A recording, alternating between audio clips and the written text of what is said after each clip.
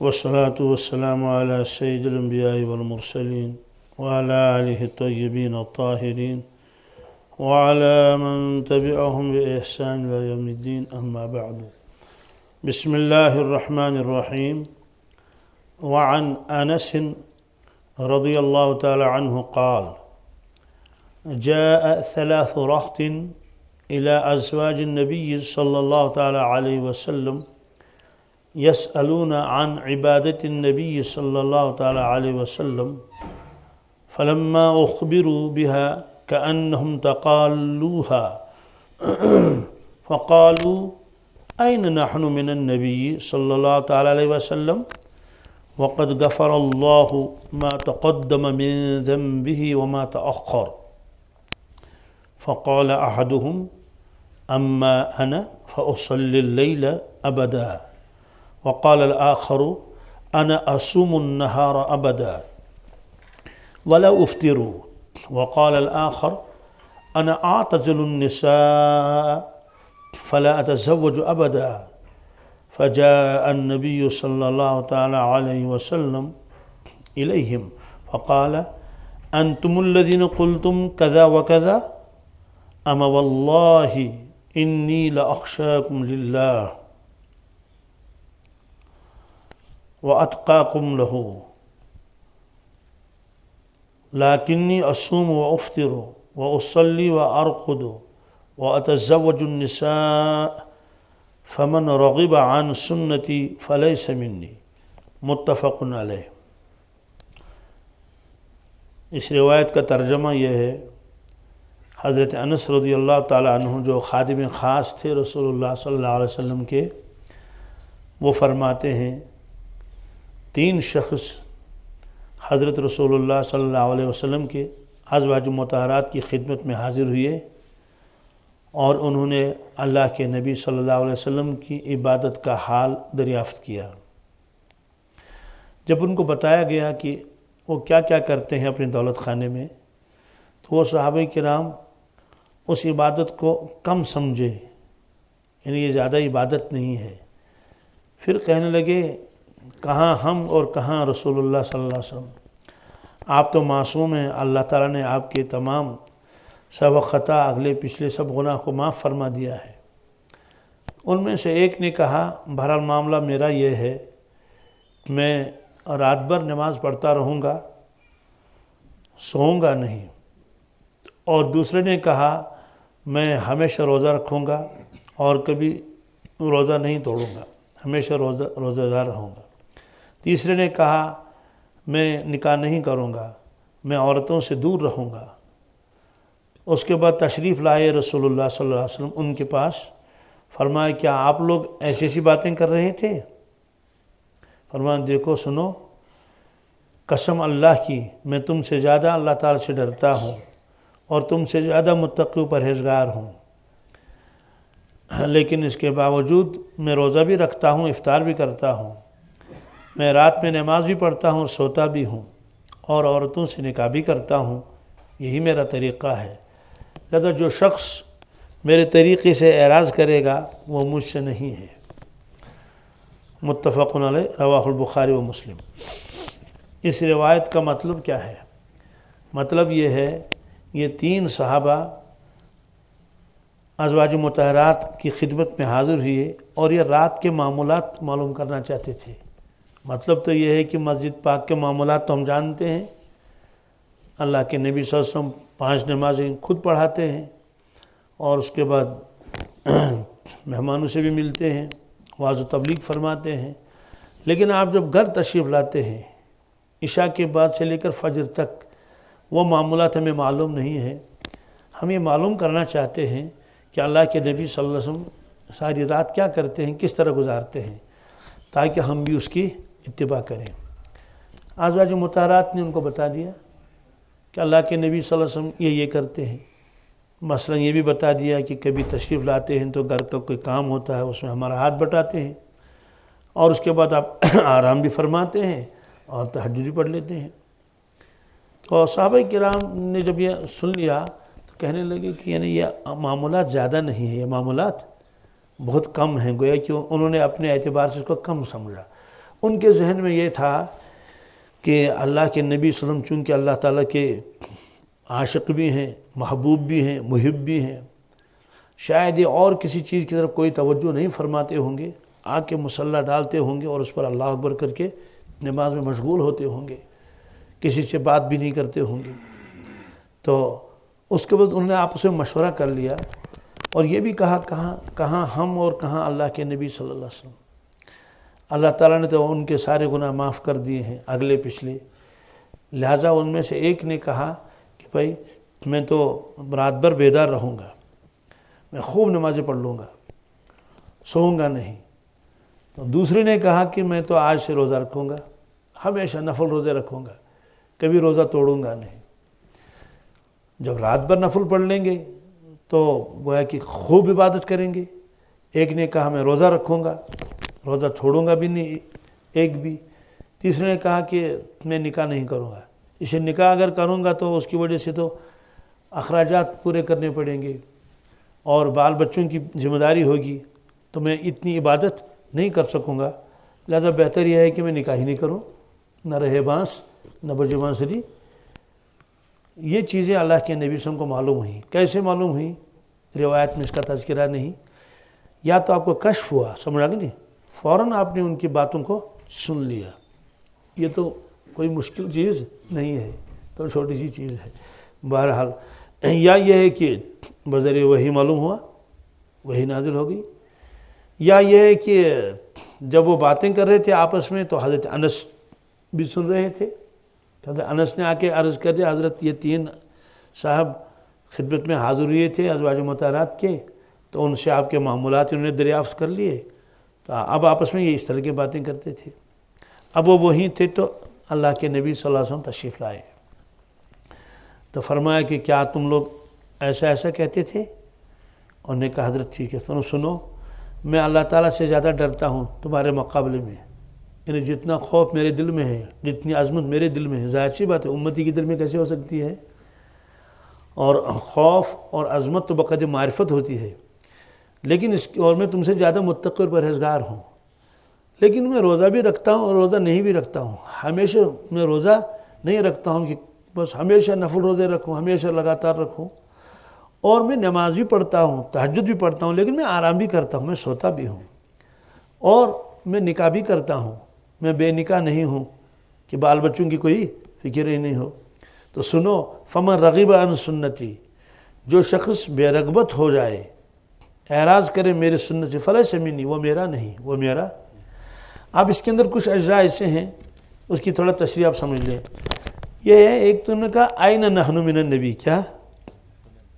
اس کے دو مطلب ہیں۔ یہ صحابہ کرام جو تھے جب انہوں نے سن لیا کہ اللہ کے نبی صلی اللہ علیہ وسلم اتنی عبادت کرتے ہیں، تو گویا نعوذ باللہ من ذالک وہ بدگمان نہیں ہوئے کہ ارے نبی صلی اللہ علیہ وسلم سوتے بھی ہیں، اچھا، یہ نہیں کہا، کہنے لگے کہ ہم کہاں اور حضور کہاں، ہم کہاں اور، مطلب تو یہ ہے کہ آپ تو بخشائے ہیں، آپ تو معصوم ہیں، ہم گناہ گار ہیں، ہم تو جو معصوم ہوگا اس کو تو زیادہ عبادت کرنے کی ضرورت ہی نہیں، ارے جو کپڑا صاف ہو اس کو صابن لگانے کی ضرورت ہی کیا ہے، جو دھلا پہلے سے ہو۔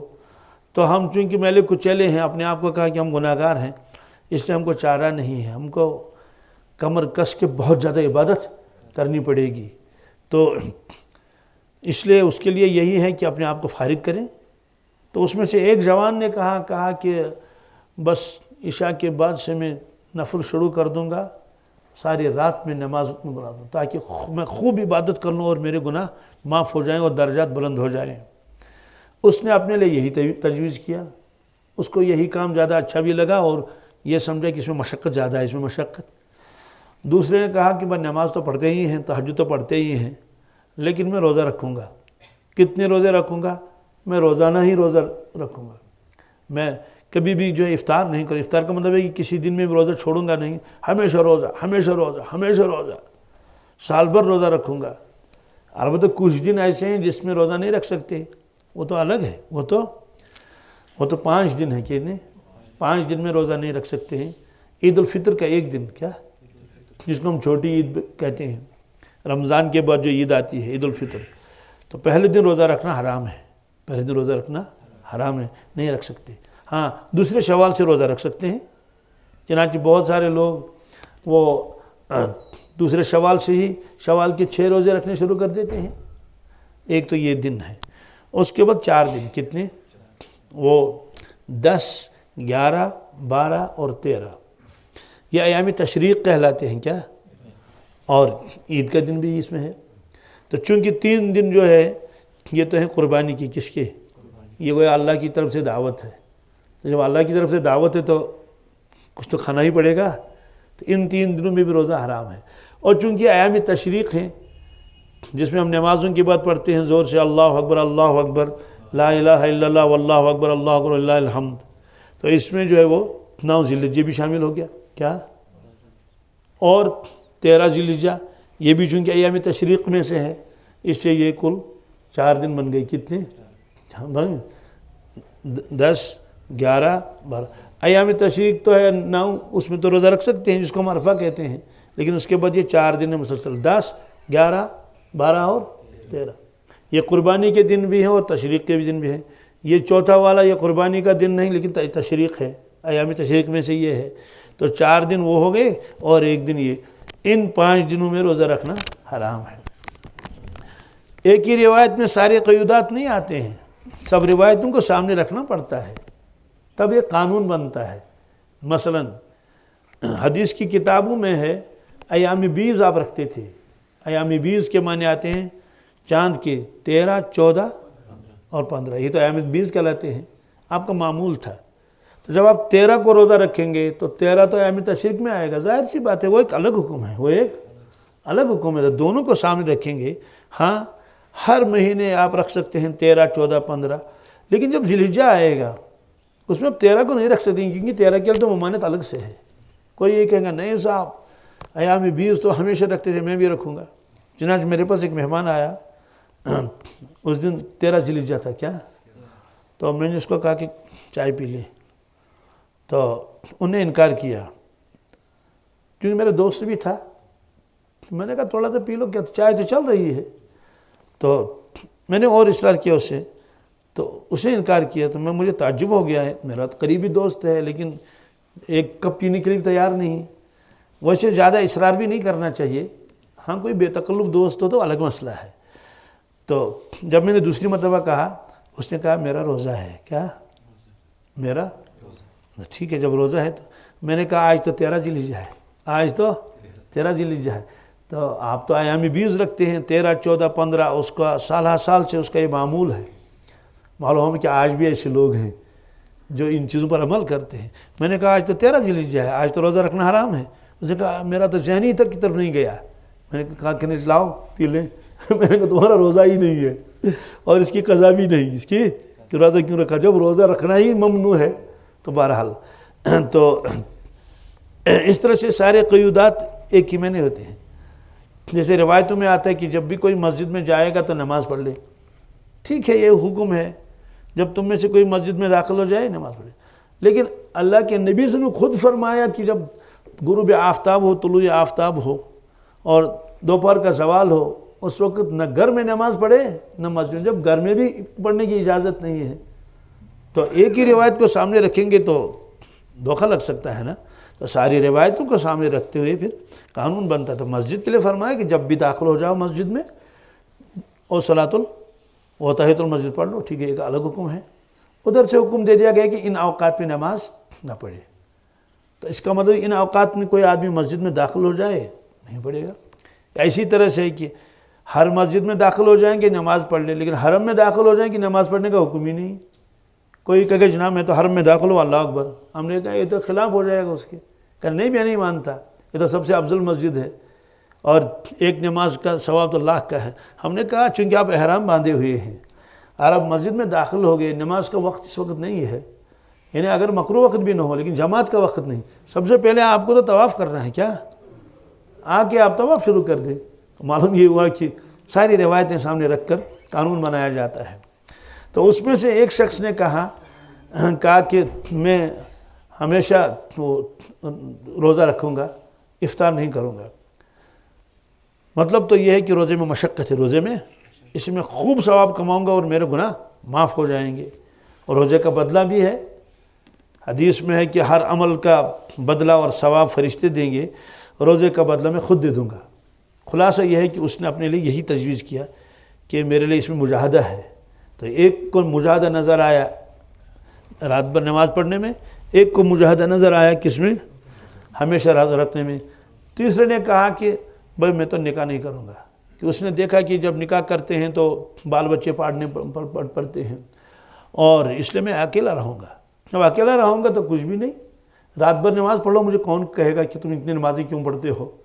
نہ بال بچے ہیں، نہ کوئی ادھر سے کہے گا ابو جی فلاں چیز لاؤ، نہ کوئی نہ کہے فلاں چیز، تو میں بس علیحدہ رہوں گا، ساری زندگی عبادت کرتا رہوں گا خوب۔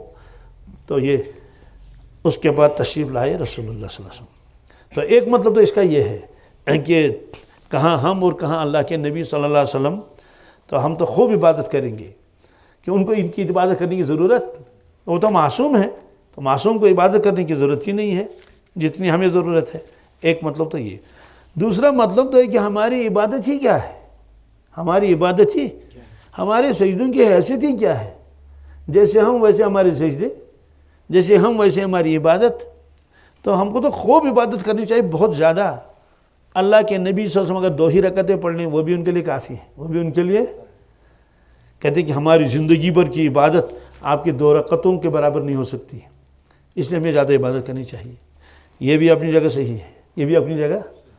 کوئی امتی 1,00,000 برس تک بھی زندہ رہے اور عبادت کرے تب بھی اللہ کے نبی صلی اللہ علیہ وسلم کے ایک سجدے کا مقابلہ نہیں کر سکے۔ کیوں؟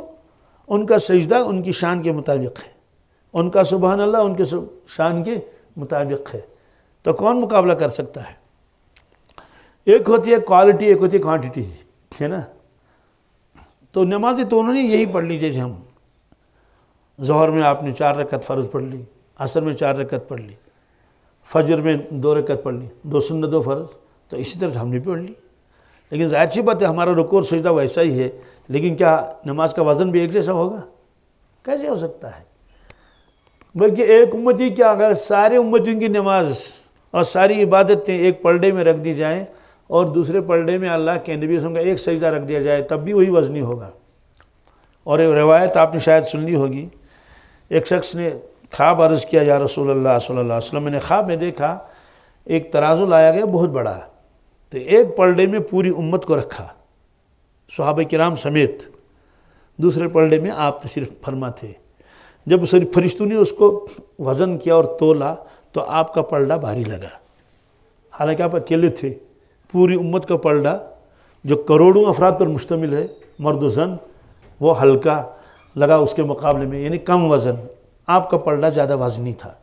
ظاہر سی بات ہے یہ جسم کا وزن تو ہے ہی نہیں، جسم کا وزن 1 کروڑ کے مقابلے میں کیسے مکمل کرے گا؟ تو یہ کیا وزن ہے واللہ عالم، ایمان کا وزن ہے۔ کیا ہے؟ یہی تو ہے نا، اعمال کا وزن ہے، جو بھی ہو۔ پھر اس کے بعد آپ تشریف ادھر رکھ لیے، پلڑا خالی ہو گیا۔ وہ جو بڑا مجمع تھا ساری امت، اس میں سے ایک شخص کو لایا گیا، ان کو اس پلڑے میں رکھا آپ کی جگہ۔ پھر فرشتے نے وزن کیا تو وہ شخص اکیلا وزنی ہو گیا پوری امت کے مقابلے میں۔ ایسا ہوا کہ اس کا پلڑا نیچے اور امت کا پلڑا اوپر ایسے۔ تو آپ نے فرمایا کہ وہ کون تھا؟ کہ وہ حضرت ابوبکر صدیق تھے رضی اللہ تعالیٰ۔ تو معلوم ہوا کہ ساری امت کا ایمان ہے نا اتنا وزنی نہیں ہے جتنا تنہا وزنی ایمان ہے کس کا؟ حضرت ابوبکر صدیق کا رضی اللہ تعالیٰ عنہ۔ اور یہ اور روایت میں بھی ہے، آپ نے فرمایا کہ اے صحابہ، ابوبکر صدیق تم سے آگے بڑھ گئے، تم سے آگے، لیکن صوم و صلاۃ کی کثرت کی وجہ سے نہیں کہ تم لوگوں نے کم روزے رکھے ہوں، نفل انہوں نے زیادہ رکھے ہوں، تم لوگوں نے کم نفل پڑھے ہوں، نمازیں انہوں نے زیادہ نہیں۔ ایک چیز ہے جو ان کے دل مبارک میں ہے، ایک چیز ہے جو ان کے دل مبارک میں ہے۔ تو یہ سوال علامہ احمد بن مبارک سلجماسی نے پوچھا تھا حضرت شیخ عبدالعزیز دباغ رحمۃ اللہ سے، انہوں نے کہا کہ کیا چیز تھی ان کے دل میں؟ کیا؟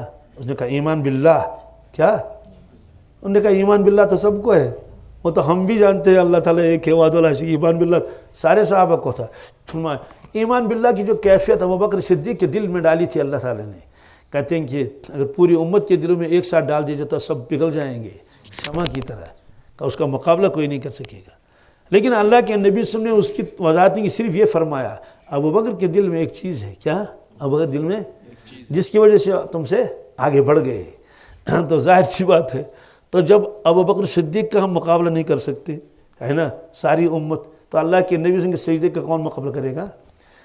تو جب کوئی آدمی سجدہ کرتا ہے وہ بقدر معرفت کرتا ہے، جس کی جتنی معرفت ہوگی تو اس کے اعمال ویسے ہوں گے. یہی وجہ ہے کہ سب کا کلمہ ایک جیسا نہیں. کیا مجھے بتائیے، ہماری اذان حضرت بلال حبشی کی اذان کی طرف ہو سکتی ہے نا؟ الفاظ تو وہی ہے نا، وہ بھی تو 4 مرتبہ اللہ اکبر پڑھتے تھے، ہم بھی 4 مرتبہ اللہ اکبر پڑھتے ہیں. لیکن اگر وزن کیا جائے تو ایک ترازو میں رکھ دیا جائے حضرت بلال حبشی رضی اللہ تعالیٰ عنہ کی اذان، اور دوسرے میں سارے مؤذنوں کی، چاہے وہ حرم کے مؤذن ہوں یا اور کسی کی، اس کا وزن کیسے ہو سکتا ہے؟ ایسا کلمہ بھی ہے، ایسا کیا کہ لا الہ الا اللہ محمد رسول اللہ صلی اللہ علیہ وسلم. وہ جو بزرگ کے ایک بارے میں لکھا ہے، وہ چشتی تھا، اس کے صحن میں لکڑیاں رکھی ہوئی تھی. لکڑی کو جب کاٹا جاتا ہے نا کچھ بنانے کے لیے، وہ گول گول ہوتے ہیں نا، جیسے سفید کا درخت ہے، جیسے اس طرح کے درمیان میں ایسے اس کی ٹکائی کی جاتی ہے، جی کٹائی کر کر کے ایسے رکھ دیا جاتا ہے. تو وہ چونکہ اندر بیٹھا رہتا ہے، تو جب وہ کہتا تھا لا الہ کیا، تو اس کا باطن ہر چیز کی نفی کرتا تھا، ہر چیز کی. تو الا اللہ کہتا تھا، اس بات ہو گیا. تو کتابوں میں لکھا ہے، سب سچ لکھا ہے، کوئی جھوٹ نہیں. وہ جب کہتا لا الہ، تو جو صحن میں جو لکڑیاں تھیں وہ ادھر چلی جاتی تھی. کیا کہ کوئی نہیں، جب کوئی نہیں ہے تو وہ لکڑیاں بھی نہیں رہی، بالکل صاف میدان. الا اللہ کہتے تھے تو واپس آ جاتی تھی. کیا تو ایک کلمہ تو ایسا بھی ہوتا ہے. اسی لیے جو ہے وہ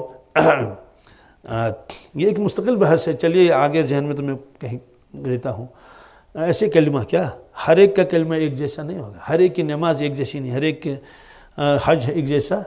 ہاں لیکن سب کے حج کو حج ہی کہیں گے، سب کے حج کو، سب کے کلمے کو کلمہ ہی کہیں گے. تو اس کی مثال یہ ہے کہ ایک آدمی بہترین خطاط ہے، انہیں شکلیں بناتا، تو یہ لکھنے والا اچھا ہے، تو اسے کاتب ہے، اس نے لکھا شعر، شین یا اور رے. کسی کو کہو یہ کیا ہے، وہ کہے گا یہ شعر ہے، لکھا ہے نا شعر. دوسرا آدمی ہے کہ وہ قلم سے شعر بناتا ہے، کیا کاغذ کے اوپر، تو اسے کہا یہ کون سا، اس نے کہا یہ شعر ہے. کیا ہے؟ شعر ہے یہ. تو تیسرے نے ربڑ کا شعر بنایا، یہ مٹی کا، کس کا؟ بالکل شعر کی طرح، تو مٹی کا، جیسے وہ کمہار بناتے ہیں برتن، اسے کہا یہ کیا، اس نے کہا یہ شعر ہے. تو چوتھا آدمی اس نے ربڑ کا بنایا، یہ بھی شعر ہے. پانچویں آدمی نے آرٹیفیشل وہ چمڑا لایا اور اس کے اندر جو ہے وہ روئی بھر دی اور اس کو کھڑا بھی کیا، اسے کہا یہ کیا، کہتے ہیں یہ شعر ہے. کیا ہے جی. اس کے بعد ایک آدمی اس نے اصل شعر کی کھال لائی. کیا شعر مر گیا تھا کہیں یا مارا تھا اس کو، اس کی کھال اتار کے اس میں مر دی. کھال تو اصلی شعر کی ہے نا، لیکن وہ پھر بھی زندہ نہیں، یہ بھی شعر ہے. ایک ہے اصل شعر جو زندہ ہے. اور مجھے بتائیے آپ کس شعر سے ڈریں گے اس میں سے؟ باقی تو نہیں ڈریں گے نا جی. تو اس کی مثال لکھی بزرگوں نے. ایک بادشاہ نے اعلان کیا لوگوں سے، کہا کہ شعر لاؤ، کیا میرے دربار میں سے. تاریخ متعین ہوگی، تاریخ، ہر ایک کا ذہن اپنے اپنے کی طرف کے گیا.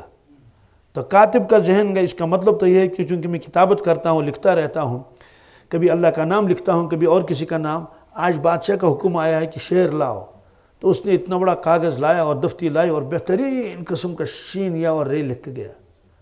دوسرا آدمی وہ بناتا تھا، ہاتھ سے فوٹو بناتا تھا. یہ الگ مسئلہ ہے، بنانا جائز ناجائز ہے، لیکن بہرحال وہ بناتا تھا. تو اس نے بڑی محنت کی اور وہ اس کا کام ہی وہی تھا. تو بادشاہ کا حکم آیا چل فلاں تاریخ کو شعر لے کے آؤ، تو وہ وہی شعر لے کے گیا.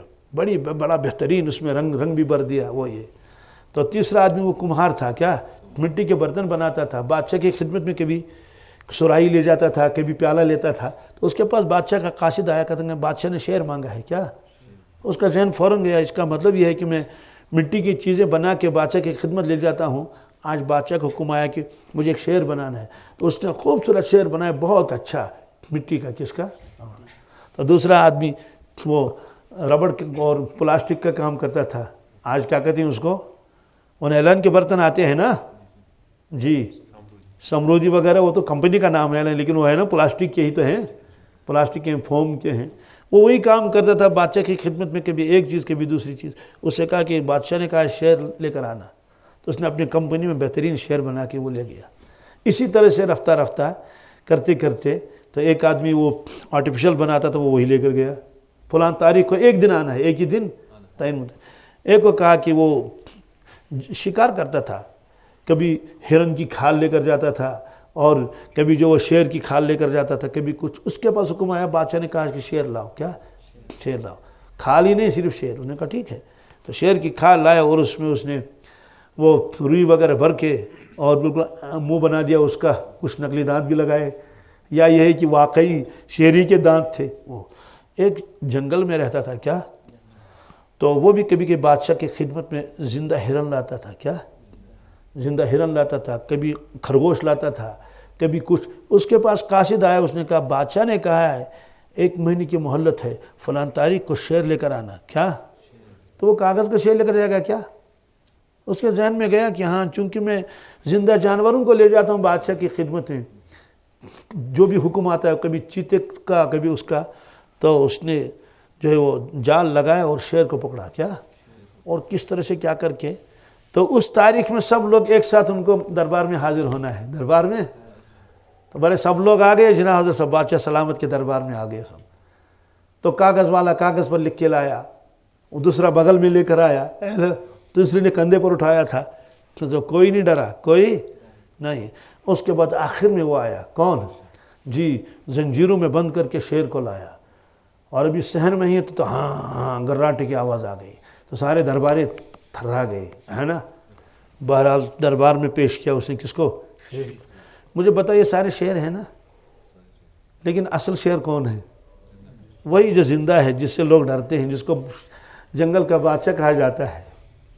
ایسے کلمے کے الفاظ، کلمے کے وہ تو ہم بھی پڑھ لیتے ہیں، کلمے کے الفاظ تو ہم بھی، ہے نا. لبیک تو ہم بھی کہتے ہیں، طواف تو ہم بھی کرتے ہیں، یہ ساری ہم بھی کر لیتے ہیں. لیکن اللہ کا کرم ہے کہ وہ جو ہے ہر ایک کو لا یکلف اللہ نفسا الا وسعها، جس شخص کی جو حیثیت ہے اسی سے اس کا مطالبہ ہوگا، اسی کا. ہم سے یہی مطالبہ ہوگا کہ زبان سے کلمہ پڑھا تھا، دل میں اس کی گواہی، دل سے گواہی کے دیتے تھے. جی نمازیں پڑھتے تھے، حضرت کیا کرتے تھے؟ نماز سنت کے مطابق ایسے پڑھتے تھے. کہتے چل تمہاری بھی مغفرت، تمہاری بھی مغفرت. یہ تو کلمہ سب ایک جیسا ہوتا ہے، لیکن کلمے کی حقیقتیں الگ الگ ہوتی ہیں. تو اللہ کے نبی صلی اللہ علیہ وسلم نے 2 رکعتیں پڑھ لی، کون اس کا مقابلہ کر سکتا ہے؟ آپ بھی سبحان اللہ پڑھتے تھے؟ کون؟ اللہ کے نبی. ہم بھی تو پڑھتے سبحان اللہ سبحان اللہ. کیا مطلب؟ سبحان اللہ، اللہ پاک ہے، اللہ اکبر، اللہ بڑا ہے. کتنا بڑا ہے؟ بس اتنا بڑا، اللہ بڑا ہے. لیکن جب آپ کہتے تھے اللہ اکبر، کیا تو آپ اللہ کی بڑائی سے آپ کا ظاہر و باطن بھر جاتا تھا، کیونکہ ساری کائنات آپ کے ایک نگاہ میں آتی تھی. تب ہوتا تھا یہ اللہ ہے. کیا؟ جس کو جتنی معرفت ہوتی ہے نا. تو ایک شخص موبائل سن رہا تھا، اس میں موبائل والے نے کہا کہ ایک تارہ ہے، تارہ کہیے ستارہ کہیے، تارہ ہے، وہ اس زمین سے 24 لاکھ گنا بڑا ہے. کیا؟ تو اس کے اوپر کیفیت طاری ہوگی اور سبحان اللہ کہتا رہا، سبحان اللہ کہتا رہا. تو ظاہر سی بات ہے ہم کو تو یہ معلوم نہیں، تو بعد میں معلوم ہوا کہ 24 لاکھ گنا زیادہ بڑا ایک ستارہ بھی ہو سکتا ہے. تو جو سارا نظام دیکھے اللہ کا، تو اس کے دل میں اللہ کی کتنی عظمت ہوگی. تو ہر قول کے قول وزن کیا جاتا ہے، اس لیے اعمال کو تولا جائے گا، اعمال کو گنا نہیں جائے گا. کیا خیال ہے؟ اعمال کو تولا جائے گا، گنا جائے گا؟ تولا جائے گا نا. والوزن، وزن کیا جائے گا. سبحان اللہ کا بھی وزن ہوگا، کلمے کا بھی وزن ہوگا. ایک اور مثال، اس سے بات صاف ہو جائے گی. ہر قول کے اوپر دل کی کیفیت ہوتی ہے، ہر قول کے پیچھے ایک دل کی کیفیت ہوتی ہے. تو اسی سے اس کا وزن ہوتا ہے. جب کوئی کسی کے وفات کی خبر سن لے تو پڑھے انا للہ و انا الیہ راجعون، ہم سب اللہ کے لیے ہے اور ہم کو وہی جانا ہے. اور اگر کوئی نقصان ہو جائے، اللہ بچائے، تب بھی انا للہ پڑھ سکتے ہیں. کسی کا جوتا گم ہو گیا، کسی کی گاڑی گم ہو گئی، بلکہ ایک مرتبہ چراغ بجھ گیا تو آپ نے کہا انا للہ و انا الیہ راجعون. تو حضرت عائشہ صدیقہ نے عرض کیا یا رسول اللہ صلی اللہ علیہ وسلم، یہ تو مصیبت کے وقت پڑھا جاتا ہے. فرمایا کہ یہ بھی تو مصیبت ہے، ایک پریشانی ہے کہ جلتا ہوا چراغ بجھ گیا۔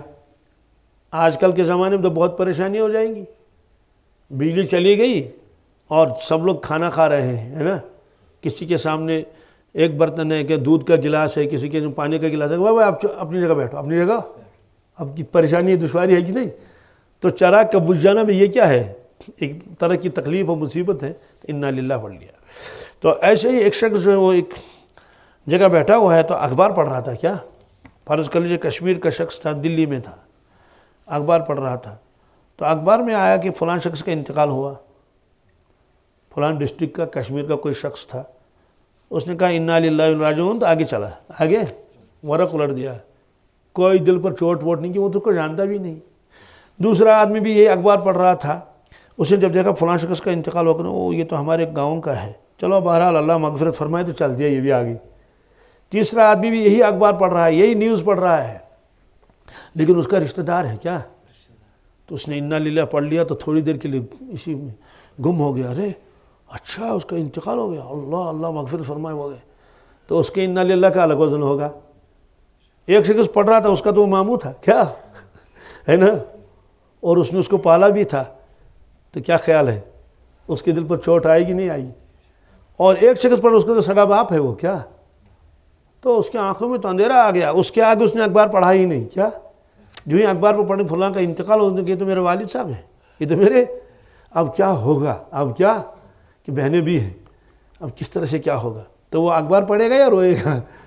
اخبار بند کرے گا۔ تو انا للہ سب نے پڑھ لیا، اب وزن کر لو، پہلے کا انا للہ کا وزن تو میرے خیال میں 1 گرام بھی نہیں ہوگا، دوسرے کا کوئی 10 گرام ہوگا، تیسرے کا کوئی 2-3 کلو کا ہوگا، لیکن اس کا انا للہ اس قدر یہ اس نے انا للہ پڑھنا اپنے دل کی گہرائیوں سے، اور آنکھوں میں اندھیرا چھا گیا کہ اگر ایک طرف سے کوئی ہمالیہ رکھ دیا جائے ترازو میں، دوسرے سے اس بیٹے کا انا للہ، تو یہی بڑھ جائے گا، انا للہ ہی بڑھ جائے گا۔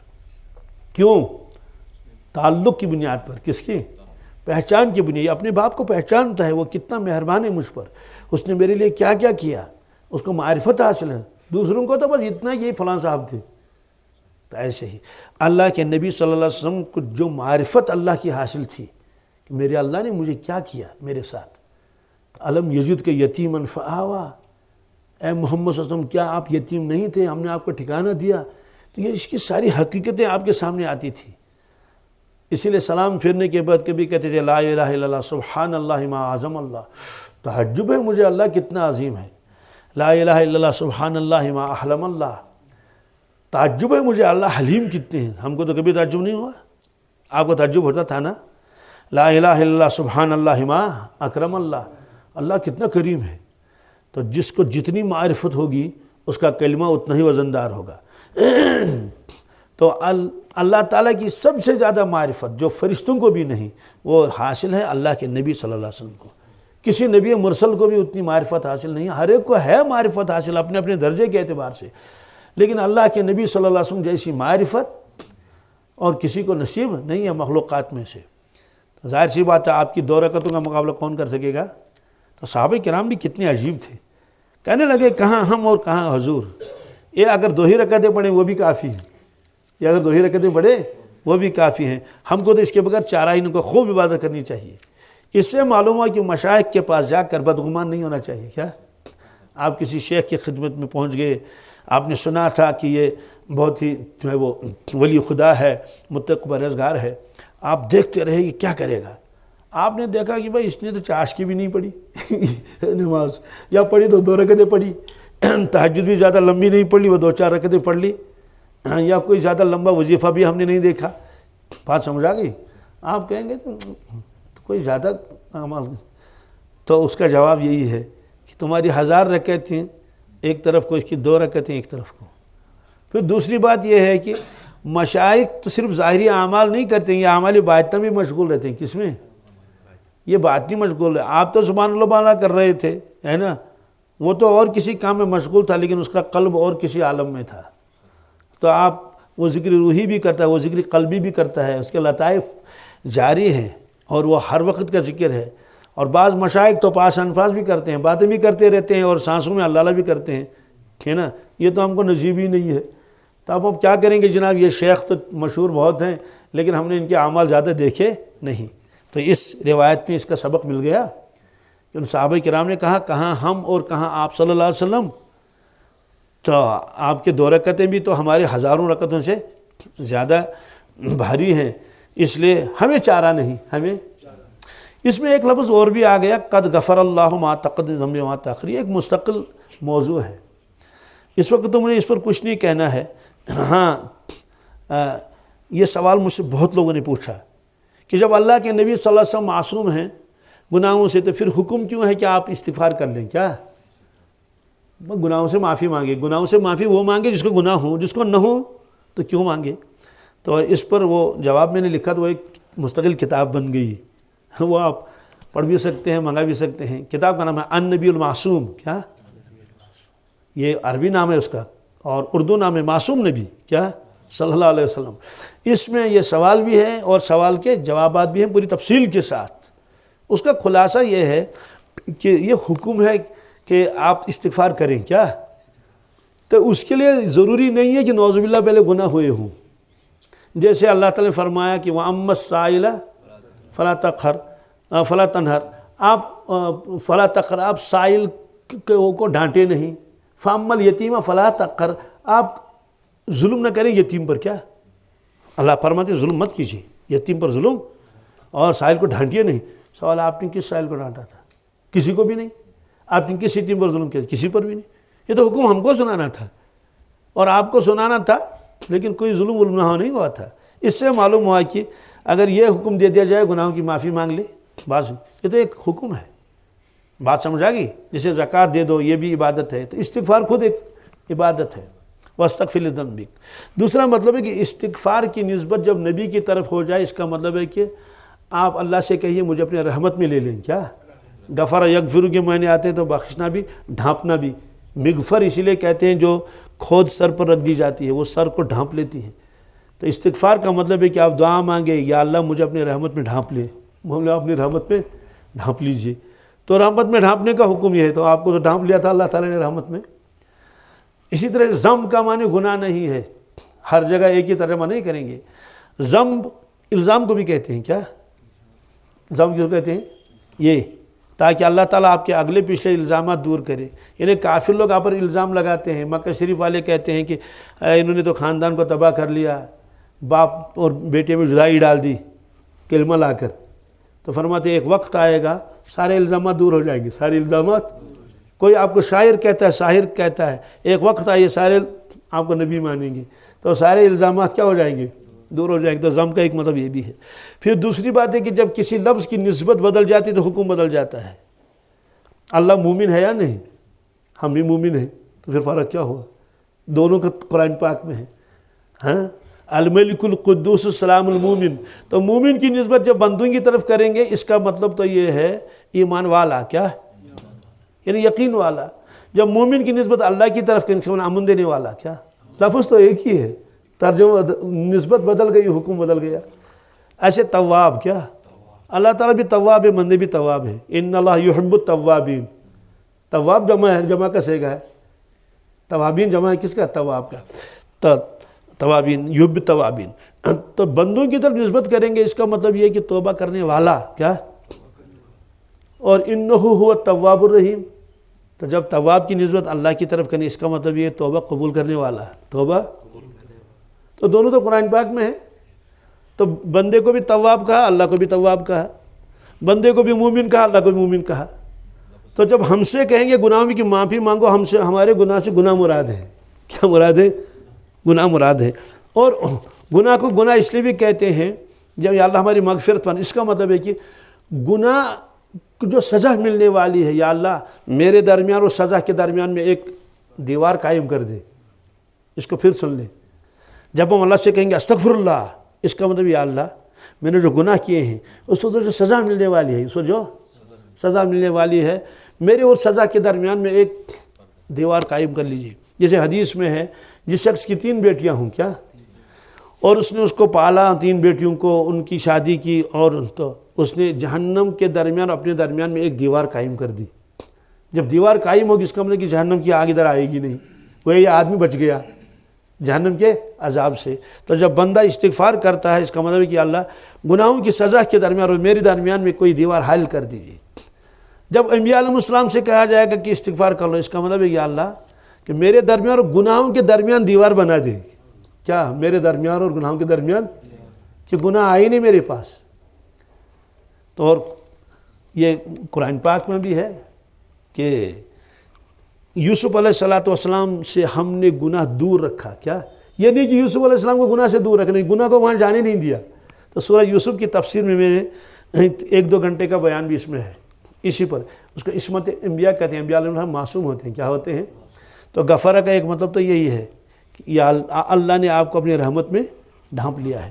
پھر آدمی گناہ کرتا ہے شیطان کی وجہ سے یا نفسانیت کی وجہ سے، انبیاء علیہ السلام تو اس سے پاک ہوتے ہیں۔ تو صحابہ کرام کا بھی یہی عقیدہ تھا کہ اللہ کے نبی صلی اللہ علیہ وسلم معصوم ہیں۔ تو بہرحال اب اس کے بعد کیا ہوا؟ اللہ کے نبی صلی اللہ علیہ وسلم تشریف لائے ان 3 حضرات کے پاس۔ کن کے پاس؟ تو فرمایا کہ کیا آپ لوگ ایسا ایسا کہہ رہے تھے؟ ہاں جی حضرت۔ فرمایا سنو، میں تم سے زیادہ اللہ سے ڈرنے والا ہوں۔ کیا مطلب یہ کہ میرے دل میں اللہ کا خوف آپ سے زیادہ ہے، کیونکہ اللہ کی معرفت بھی زیادہ ہے، اللہ کا خوف کی زیادہ ہے۔ اور خشیت کہتے ہیں عظمت کے ساتھ ڈرنا۔ کیا عظمت کے ساتھ؟ خالی ڈرنا اس کو خشیت نہیں کہتے ہیں، اس کو خشیت بھائی آدمی دشمن سے بھی ڈرتا ہے نا، لیکن کیا دشمن کی عظمت بھی ہوتی ہے دل میں؟ کچھ بھی نہیں۔ آدمی سانپ سے بھی ڈرتا ہے تو سانپ کی عظمت ہے کیا؟ آدمی اپنے پیر سے ڈرتا ہے، اپنے استاد سے ڈرتا ہے، اپنے والد سے ڈرتا ہے، تو خوف بھی ہے لیکن عظمت بھی ہے۔ کیا؟ تو خشیت کے معنی آتے ہیں میرے دل میں اللہ کی عظمت بھی ہے، اس لیے میں اللہ سے ڈرتا ہوں، اس لیے اللہ سے ڈرتا ہوں۔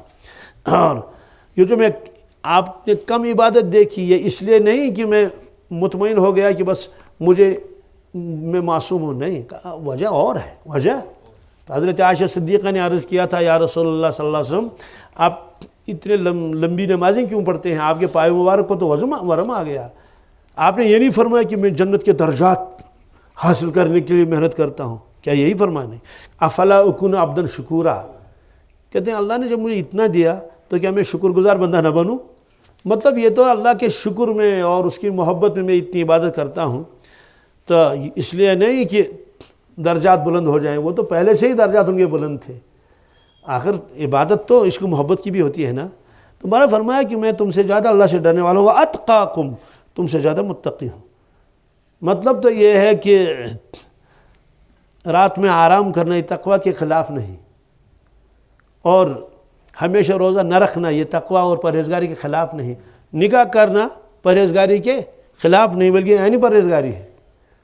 آپ نے ایک موقع پر فرمایا یا معاشر النساء، یا معاشر الشباب، اے نوجوانوں، کیا من استطاع منکم الباءۃ فلیتزوج، جو تم میں سے نکاح کی طاقت رکھتا ہے وہ نکاح کرے، فإنه أغض للبصر وأحسن للفرج، اس سے تمہاری نگاہیں پاک رہیں گی، تمہارا دامن بھی صاف رہے گا، گناہوں سے بچ جاؤ گے۔ تو آپ نے خود اس کی ترغیب دے دی۔ تو بہرحال فرمایا کہ یہ بزرگی کے خلاف نہیں، نکاح کرنا بزرگی کے۔ اسی لیے ایک صحابی نے عرض کیا تھا کہ میں نے ایک جگہ چشمہ دیکھا اور وہاں ایک درخت بھی ہے، اس میں جنگلی پھل ہیں، مجھے اجازت دے دیں میں وہاں جا کر زندگی گزاروں، ہر وقت اللہ کی یادوں میں رہوں، اور پانی تو ہے ہی وہاں، اور وہاں انار کا درخت ہے، اور کیا چاہیے، ایک جھونپڑا بنا لوں گا، اللہ خیر صلی اللہ۔ آپ نے فرمایا 70 برس تک اگر عبادت کرو گے وہاں، کتنے رات اور دن، پلک جھپکنے کے اوپر بھی گناہ نہیں ہوگا۔ جب گناہ ہو، گناہ کسے کرے گا؟ نہ غیبت کرے گا، نہ بدنگاہی کرے گا، نہ لالچ آئے، نہ حسد آئے گا، تو اکیلا ہے، مراقبے میں اور نمازیں پڑھ رہا ہے۔ فرمایا 70 برس کی عبادت ایک طرف، اور 1 گھنٹہ گزارو گے امت کے ساتھ، لیکن دین کے اوپر، کیا دین کے اوپر دیندار بن کر، فرمایا اس سے افضل 1 گھنٹہ ہے، اس سے افضل 1 گھڑی، کہاں مقابلہ کر سکتے ہیں آپ اس کا؟ تو اس لیے آپ نے فرمایا کہ یہ نکاح کرنا یہ بزرگی کے خلاف نہیں ہے، اور اگر نکاح نہیں کریں گے تو دنیا کیسے آباد رہے گی؟ پرانے لوگ تو چلے جائیں گے، دنیا سے نیا کون آئے گا؟ کوئی بھی نہیں آئے گا۔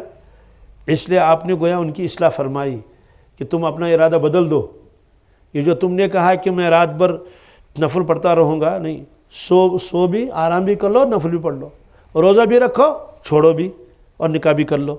تو تینوں کی آپ نے اصلاح فرمائی۔ ایک روایت اس سے پہلے آئی، ایک صحابی خدمت میں حاضر ہوئی، اپنے بیٹے کی شکایت کی، کس کی؟ بیٹے کی شکایت کی کہ میرا بیٹا میرا مانتا نہیں ہے. کہا بلاؤ. تو اسے کہا عبداللہ علم اخبر انک تقوم اللیل و تصوم النہار.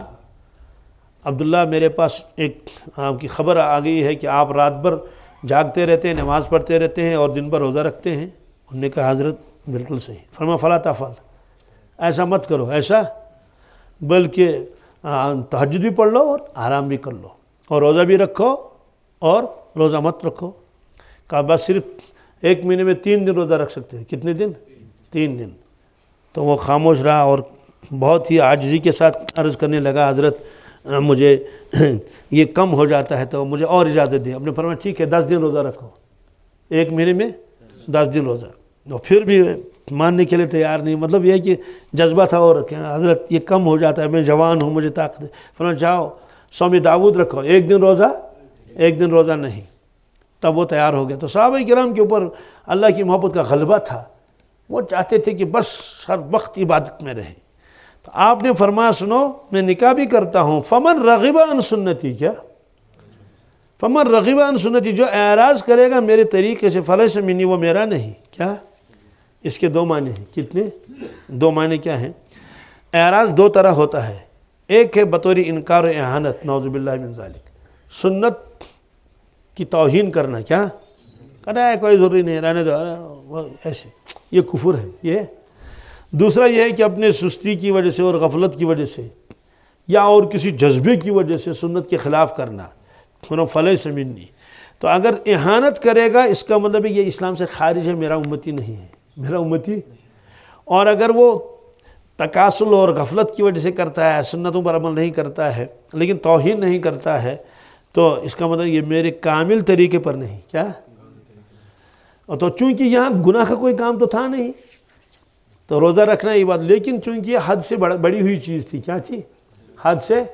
اور آپ چاہتے تھے کہ میری امت جو ہے یہ نصارہ کی طرح حد سے آگے نہ بڑھے، پھر اس کو نبھا نہیں سکیں گے، پھر اس کو نبھا نہیں سکیں گے. نصارہ نے کہا کہ ہم نکاح نہیں کریں گے، نکاح، اس لیے وہ بے نکاح رہتے ہیں. لیکن ظاہر سی بات ہے فطرت کے خلاف کوئی جنگ کر سکتا ہے. نتیجہ نکلا وہ اس پاک دامنی پر پھر وہ برقرار نہیں رہ سکی. تو اس طرح سے خلاصہ یہ ہے، آپ نے فرمایا کہ جو شخص میری سنت کو چھوڑ دے گا، اس پر عمل نہیں کرے گا، تو فلیس منی، وہ میرا نہیں ہے.